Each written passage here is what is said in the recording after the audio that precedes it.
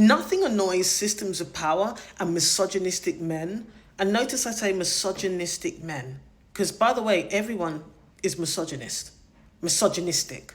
We all get conditioned and programmed to be misogynistic. It just so happens that systemically, well, it's not just by chance, right? Systemically, okay, maleness has more power and authority over society. But we can all be misogynistic. So systems of power and misogynistic men, okay, do not want women to speak about their true experiences. They don't want women to tell their stories. They don't want women to tell each other their experiences and stories. You know why? Because actually what happens is women start to realize it's not just me. This is more common than I thought. And that's contagious. You know what's contagious? So funny because people often say trauma. People like to trauma bond, trauma share.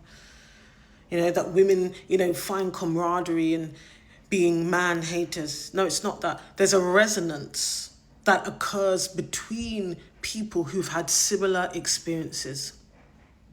There's a resonance, and that resonance is contagious. But more than anything, it is clarifying. Okay? When you realize that you're not unique in that experience, it clarifies things for you, because the world that we live in needs women to believe that things really aren't that bad. Women aren't oppressed at all. Women do not face any injustice. Women, are not really being discriminated against. That's all in our heads, you see. They need us to believe that. We're imagining it. We're oversensitive. We're overthinking. We're exaggerating. They don't want us to trust our own perception of reality. They need us to doubt ourselves, to be confused, to live in ambiguity, to always be apologizing, always asking for permission to be heard, to be seen, to exist, to thrive. So that's why they don't want us to talk to each other.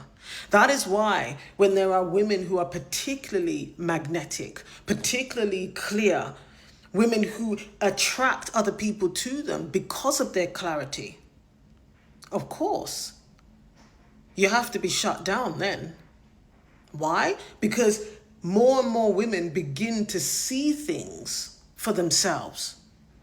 They begin to become clearer in their own heads about their own experiences. But more importantly, they then decide that they might want to make different decisions, different choices, that on a day-to-day basis, they want to have different experiences. And when they make those choices, a lot of those choices are not so accommodating, not so compliant, not so obedient anymore, okay, to the norms of society, to the invisible contracts that women are used to obeying in order to belong, in order to be approved of, in order to be accepted. Some women are willing to go through not being accepted in order to live the lives that they truly deserve.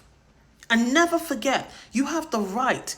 You are the authority on you. You have the right to make decisions about how you want to live your life.